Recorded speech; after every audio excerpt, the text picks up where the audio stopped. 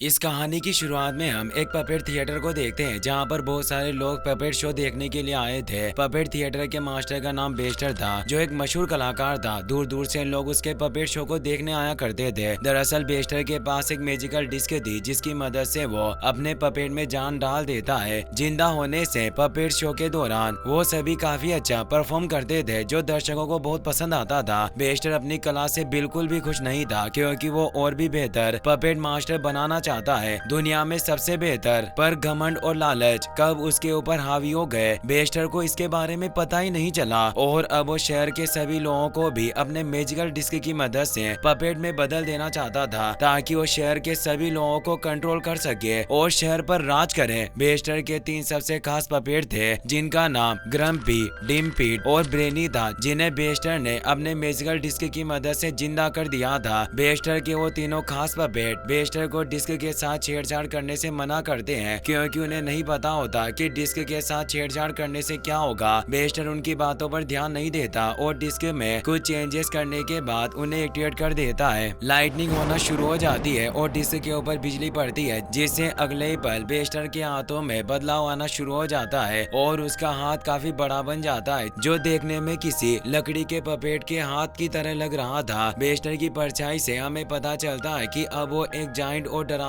Puppet में बदल गया था। बेस्टर इस सब से काफी खुश था और हंस रहा था। बेस्टर के तीनों पपेट बेस्टर को इस हाल में देखकर काफी ज्यादा डरे हुए थे। अगले सीन में हम हार्वी नाम के एक लड़के को देखते हैं, जो शहर की गलियों में साइकिल और अपने डॉगी जेरी के साथ स्टंट करते हुए तेजी से अपने घर की तरफ आगे बढ़ रहा था। रास्ते में हार्वी को मोनिका मिलती है, जो उसकी अच्छी दोस्त थी। हार्वी उसे बताता है कि मैंने एक नई गेम खरीदी है जिसका नाम पपेट मास्टर है। हार्वी इसके बाद अपने घर में जाने लगा, जिस पर मोनिका उसे कहती है कि स्कूल ट्रिप के लिए अपने पेरेंट्स से परमिशन लेना मत भूलना। हार्वी जब घर के अंदर आता है तो देखता है कि उसके डैड एक म्यूजियम का प्रेजेंटेशन बनाने में बिजी थे। हार्वी ये सब देखकर अपने कमरे में चला जाता है, जहां पर वो कंप्यूटर पर अपना नया गेम खेलने लगता है। कुछ समय बाद हार्वी के डैड जब उसके कमरे में आने लगे तो वो गेम को छुपाकर पढ़ने का नाटक करने लगता है। हार्वी के डैड हार्वी को पढ़ता देखकर उसे बताते हैं कि वो अपने काम पर जा रहे हैं और हार्वी को गेम खेलने से मना करते हैं। हार्वी अपने डैड के कमरे से जाते ही वापस से गेम खेलना शुरू कर देता है। हार्वी अपना नया गेम खेलने में इतना बिजी हो गया था कि उसे पता ही नहीं चलता कि कब पूरा दिन और रात बीत गई और वापस से सुबह हो गई। हार्वी ने एक ही बार में पूरा गेम खेलकर खत्म कर दिया था और जीत के बाद अब उसे गेम में सिर्फ अपना नाम एंटर करना था, जिसके बाद वो गेम के हॉल ऑफ फेम में शामिल हो जाएगा। हार्वी ऐसा करने के लिए काफी एक्साइटेड था कि तभी उसे पता चलता है कि उसके डैड वापस आ गए हैं, इसीलिए वो जल्दी से गेम को छुपा देता है और सोने का नाटक करने लगता है। अब हार्वी के डैड जब हार्वी को सोता हुआ देखते हैं तो उसकी तरफ जाने लगते हैं, लेकिन इस दौरान हार्वी के जूतों पर पैर पड़ने की वजह से हार्वी के डैड का बैलेंस बिगड़ जाता है और वो गिर जाते हैं। इस दौरान हार्वी का कंप्यूटर और गेम दिखने लगा था। हार्वी अपने डैड से गेम को छुपाने की पूरी कोशिश करता है, लेकिन इसका कोई भी फायदा नहीं होता, क्योंकि उन्हें कंप्यूटर पर गेम दिख जाती है। वो ये जानकर बहुत गुस्सा होते हैं कि हार्वी फिर से सारा दिन गेम खेलता रहा। हार्वी अपने डैड को गुस्से में देखकर जल्दी से गेम के अंदर अपना नाम टाइप करने लगता है, ताकि वो गेम के हॉल ऑफ फेम में शामिल हो सके। लेकिन इस दौरान हार्वी के डैड हार्वी से गेम का कंट्रोलर छीन लेते हैं। हार्वी अपने डैड से कंट्रोलर वापस लेने की कोशिश करता है, लेकिन इस दौरान हार्वी का कंप्यूटर नीचे गिरने की वजह से टूट जाता है। हार्वी ये देखकर अपने डैड से गुस्सा होकर वहाँ से जाने लगता है और अपने डैड से कहता है कि वो उससे प्यार नहीं करते। हार्वी अपनी साइकिल पर अपने डॉगी के साथ स्कूल के लिए निकल पड़ता है। वहीं दूसरी तरफ हम स्कूल में मोनिका को देखते हैं, जो अपने टीचर को ट्रिप पर जाने से पहले हार्वी का थोड़ा इंतजार करने के लिए रिक्वेस्ट कर रही थी। मोनिका के टीचर उसकी बातों पर ध्यान नहीं देते और हार्वी के बिना ही बाकी बच्चों के साथ ट्रिप पर चले जाते हैं। हार्वी ये देखकर बहुत दुखी होता है। अब हार्वी को जब पता चलता है कि सिटी का मेयर उस म्यूजियम को तोड़वा रहा है, जिसे हार्वी के डैड किसी भी तरह बचाना चाहते हैं। अब वर्कर जब म्यूजियम को तोड़ने के लिए आगे बढ़ते हैं तो उनके सामने हार्वी और जेरी आ जाते हैं, जो उन्हें म्यूजियम को तोड़ने से रोकने की कोशिश करते हैं। हार्वी एक छोटे से पत्थर से जेसीबी के ऊपर मारता है, लेकिन वो पत्थर जेसीबी के इंजन के अंदर चला जाता है, जिसकी वजह से जेसीबी खराब होकर आउट ऑफ कंट्रोल हो जाती है, जिसे कंट्रोल करने में ड्राइवर को काफी प्रॉब्लम हो रही थी। अगले सीन में मोनिका को देखते हैं, जो कुछ दूरी पर झाड़ियों से छुपकर ये सब देख रही थी, क्योंकि हार्वी की वजह से वो भी ट्रिप पर नहीं गई। हार्वी के डैड सिटी के मेयर को कॉल करके के उसे म्यूजियम को तोड़ने से रोकने की कोशिश करते हैं, क्योंकि म्यूजियम काफी ज्यादा पुराना होने की वजह से अब शहर के लिए एक लैंडमार्क थी। इसीलिए हार्वी के डैड किसी भी तरह बचाना चाहते हैं। मेयर हार्वी के डैड की बात नहीं मानता और उनसे कहता है कि अब तक तो म्यूजियम टूट भी गया होगा। हार्वी के डैड ये सुनकर डर जाते हैं और तेजी से म्यूजियम की तरफ भागते हैं। वहीं दूसरी तरफ जेसीबी के आगे का हैमर गिरने की वजह से अब जमीन के अंदर गड्ढा होना शुरू हो जाता है। अब बड़े से गड्ढे के अंदर हार्वी अपने डॉग जेरी के साथ गिर जाता है। मोनिका ये देखकर उन दोनों को बचाने के लिए वहां आती है, लेकिन वो भी उस गड्ढे के अंदर गिर जाती है। उस बड़े से गड्ढे के अंदर हार्वी को एक बड़ा सा कमरा मिलता है जिसमें बहुत सारे डरावने पपेट रखे हुए थे। वहाँ पर हार्वी मोनिका से भी मिलता है जो उसे बचाने के चक्कर में खुद भी वहाँ गिर गई। अब हार्वी को सामने दीवार पर एक डिस्क दिखाई देता है जिसमें से अजीब रोशनी निकल रही थी। हार्वी को डिस्क देखने में अपने गेम के कंट्रोलर की तरह लग रहा था, इसीलिए वो उसे वहाँ से निकाल लेता है और मोनिका के साथ मिलकर उस डिस्क को ऑन कर देता है। डिस्क के ऑन होते ही वहाँ पर लाइटनिंग होना शुरू हो जाती है और अगले ही पल नीचे लाइट के साथ एक सीढ़ी बाहर निकलती है जो ऊपर की तरफ जाती है। हार्वी इसके बाद अपने डॉग और मोनिका के साथ सीढ़ी की मदद से उस जगह से ऊपर आ जाता है। वहीं दूसरी तरफ हार्वी के डैड अब भागते हुए म्यूजियम तक पहुंच चुके थे, जहां पर वो देखते हैं कि म्यूजियम अब भी पूरी तरह से सुरक्षित था और अपनी जगह पर खड़ा था। हार्वी और मोनिका सीढ़ी की मदद से ऊपर एक बहुत बड़े रूम में पहुंच चुके थे, जहां पर उन्हें बेस्टर के तीनों पपेट मिलते हैं जो अब भी जिंदा थे। हार्वी के हाथों में वो बेस्टर का म्यूजिकल डिस्क देखकर सोचते हैं कि अब हार्वी ही उनका नया मास्टर है, लेकिन जब वो इसके बारे में हार्वी से पूछते हैं तो हार्वी उनसे कहता है कि वो किसी का मास्टर नहीं है। अब बेस्टर का पपेट ब्रेनी हार्वी को समझाता है कि उसके पास जो डिस्क है पपेट मास्टर उसी डिस्क की मदद से सारे पपेट को कंट्रोल करते हैं। हार्वी ये सुनकर उस डिस्क को ध्यान से देखता है और उनसे पूछता है कि क्या वो भी पपेट कंट्रोल कर सकता है। इस पर ब्रेनी हार्वी को बताता है कि पहले तुम्हें साबित करना होगा कि तुम डिस्क की पावर को संभाल सकते हो। ये साबित करने के बाद तुम एक पपेट मास्टर बन जाओगे और सारे पपेट को जिंदा करके इस पपेट थिएटर को पहले की तरह खूबसूरत बना सकते हो। मोनिका ये सुनकर पपेट को बताती है कि ये कोई पपेट थिएटर नहीं बल्कि एक म्यूजियम है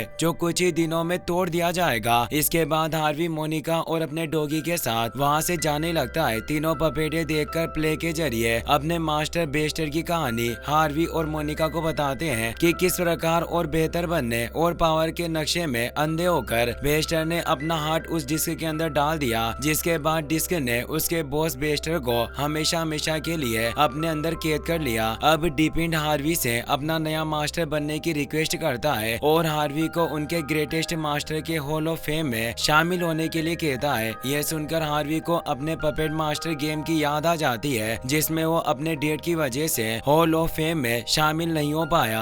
हार्वी अब उन पपेट की मदद करने के लिए राजी हो जाता है। पपेट हार्वी से उस डिस्क को ऊपर एक जगह पर रखने के लिए कहते हैं, जिसके बाद डिस्क की पावर से थिएटर के सारे पपेट जिंदा हो जाएंगे। हार्वी को डिस्क के पीछे एक सीक्रेट बटन दिखाई देता है और जब वो उसके बारे में पपेट से पूछता है तो ब्रेनी हार्वी को उस बटन को दबाने से मना करता है, क्योंकि उस बटन को दबाने के बाद ही बेस्टर ने सब कुछ बर्बाद कर दिया था। अब हार्वी मैजिकल डिस्क को घुमाकर गलती से एक ड्रैगन पपेट को जिंदा कर देता है जो थिएटर के छत से नीचे गिरता है और वो अपने मुंह से आग भी निकाल सकता था। अब इससे पहले कि वो ड्रैगन तबाही मचाता, हार्वी डिस्क की मदद से उसे कंट्रोल करने लगता है जिससे कोई प्रॉब्लम नहीं होती। हार्वी ड्रैगन को कंट्रोल करके काफी खुश था। ब्रेनी हार्वी से उस मैजिकल डिस्क को ऊपर सही जगह पर लगाने के लिए कहता है। हार्वी के डैड भी उस जगह पर आ जाते हैं। हार्वी के डैड को वहां देखकर सारे पपेट छुप जाते हैं, लेकिन ड्रैगन सभी के सामने ही छिपने का नाटक करने लगता है क्योंकि उसे लग रहा था कि उसे कोई भी नहीं देख रहा। हार्वी के डैड अब एक बार फिर से हार्वी के ऊपर गुस्सा होने लगता है क्योंकि उन्हें लग रहा था कि ये सब हार्वी की वजह से हो रहा है और हार्वी ने उनके म्यूजियम को बर्बाद कर दिया।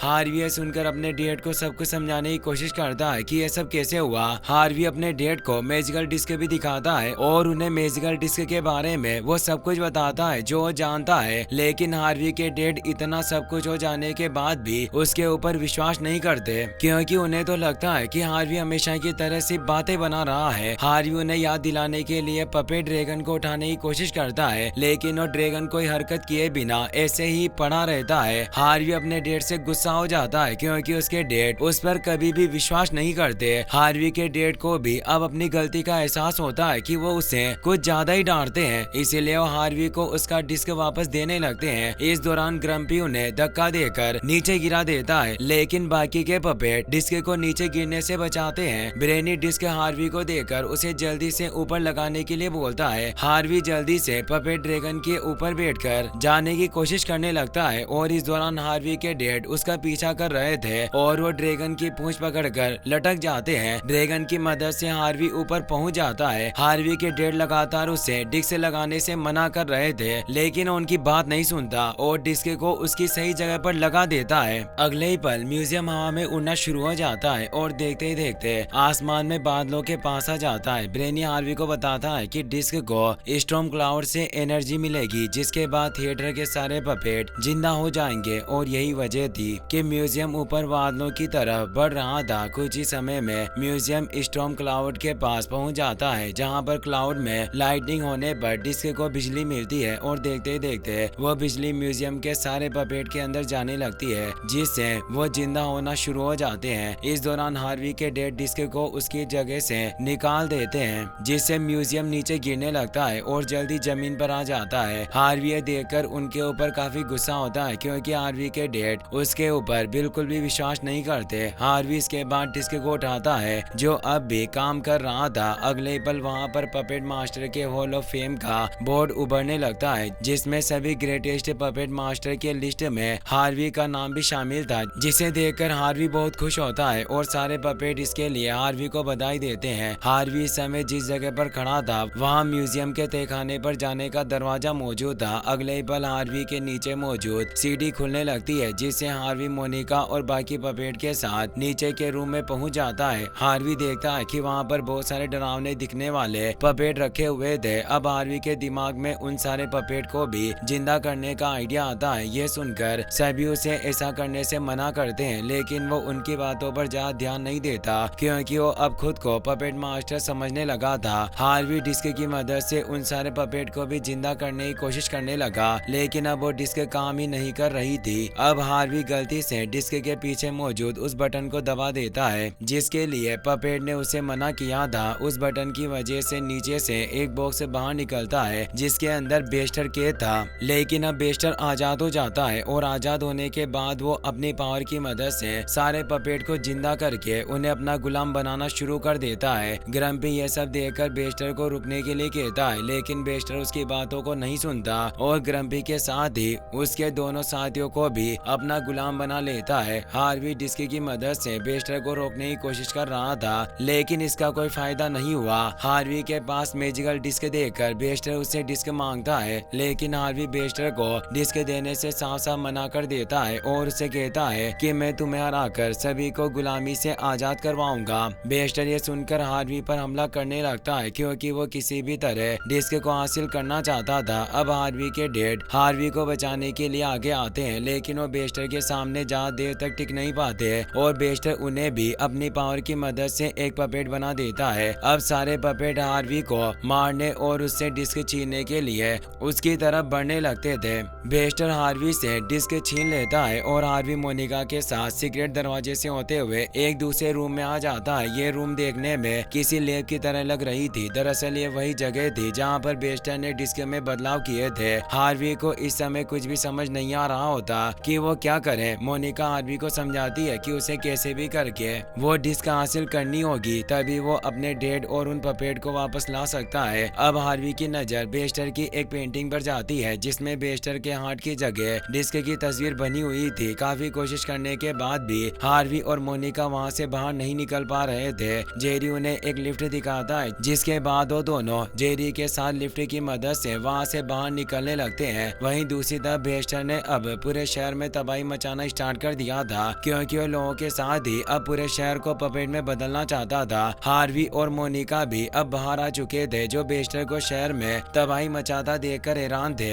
हार्वी मोनिका के साथ छुपते हुए बेस्टर के नजदीक पहुंच जाता है और किसी तरह उससे डिस्क छीन लेता है। हार्वी डिस्क को लाकर उसके सही जगह पर लगा देता है, जिससे हार्वी के डैड और तीनों पपेट वापस से जिंदा हो जाते हैं। बेस्टर एक बार फिर से डिस्क हासिल कर लेता है और हार्वी को बिल्डिंग से नीचे फेंक देता है, लेकिन इससे पहले कि हार्वी नीचे गिरता, हार्वी के डैड पपेट ड्रैगन के साथ उड़ते हुए आते हैं और हार्वी को गिरने से बचा लेते हैं। वो हार्वी को किसी भी तरह बेस्टर को हराने के लिए कहते हैं, क्योंकि अगर उन्होंने बेस्टर को नहीं रोका तो पूरे शहर को पपेट में बदल देगा। हार्वी ड्रैगन पर बैठकर अपने डेट के साथ बेस्टर को रोकने के लिए उसकी तरफ बढ़ता है। बेस्टर अपने बेट्स को हार्वी के ऊपर हमला करने के लिए भेजता है, लेकिन ड्रैगन उन्हें अपनी मुंह से आग निकाल कर मार डालता है। बेस्टर लगातार हार्वी के ऊपर हमला कर रहा था और हार्वी बड़ी चालाकी से उसके हमलों से बचते हुए आगे बढ़ रहा होता है। हार्वी अपने डेट को बेस्टर का ध्यान भटकाने के लिए कहता है, जिस दौरान वो बेस्टर से